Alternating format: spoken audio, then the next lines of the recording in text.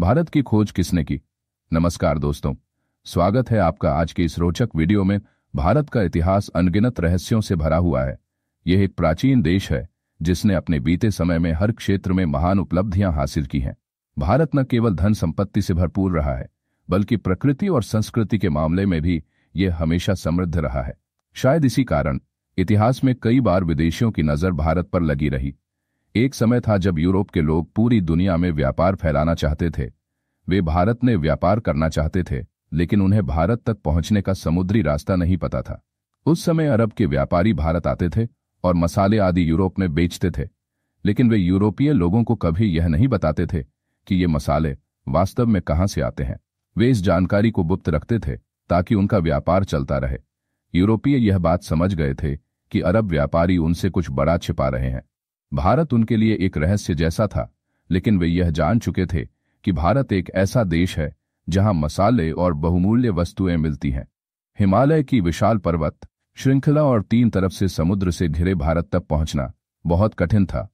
Europe से भारत आने के 3 मुख्य रास्ते थे। पहला, रूस और चीन होते हुए बर्मा के रास्ते आना, जो बहुत लंबा और जोखिम भरा था। दूसरा, अरब और ईरान को पार करके भारत पहुंचना, जिसे अरब व्यापारी पहले ही नियंत्रित कर चुके थे। तीसरा रास्ता था समुद्र के जरिए भारत पहुंचना, जो सबसे चुनौतीपूर्ण था लेकिन संभव था।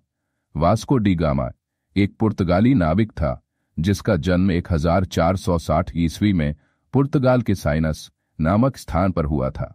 यूरोप में मसालों की मांग बहुत अधिक थी और ये मसाले भारत से आते थे, लेकिन भारत पहुंचने का कोई सीधा और सुरक्षित रास्ता नहीं था। इसलिए वास्को डी गामा ने समुद्री मार्ग से भारत पहुंचने का संकल्प लिया।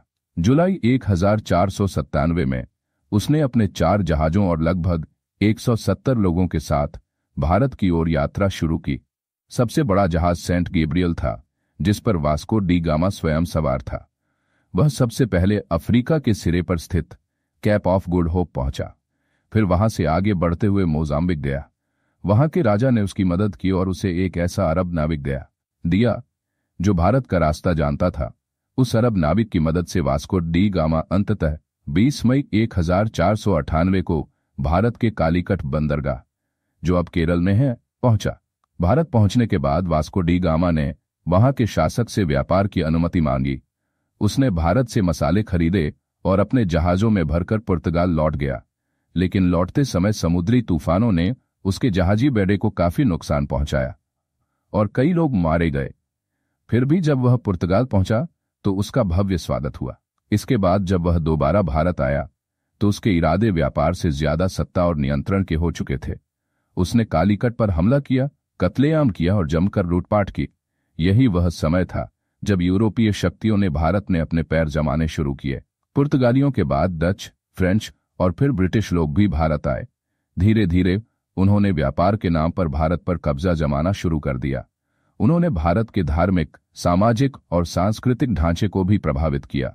वास्को डी गामा 1503 में पुर्तगाल लौट गया और करीब 20 साल बाद वह तीसरी बार भारत आया।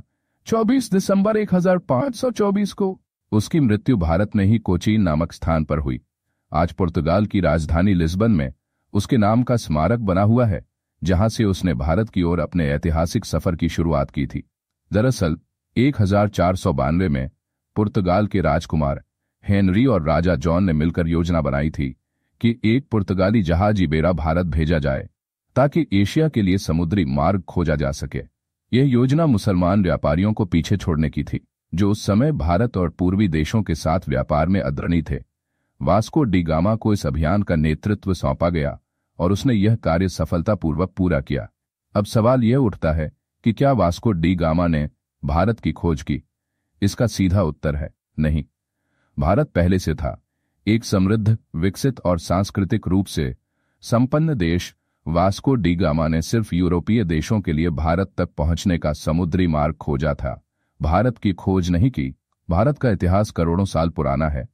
यह देश किसी की खोज का मोहताज नहीं है। तो क्या भारत की खोज का श्रेय किसी एक विदेशी को देना उचित है? इस पर विचार करना चाहिए। अगर आपको यह जानकारी पसंद आई हो तो वीडियो को लाइक करें, शेयर करें और ऐसे ही ऐतिहासिक तथ्यों के लिए हमारे चैनल को सब्सक्राइब करना न भूलें।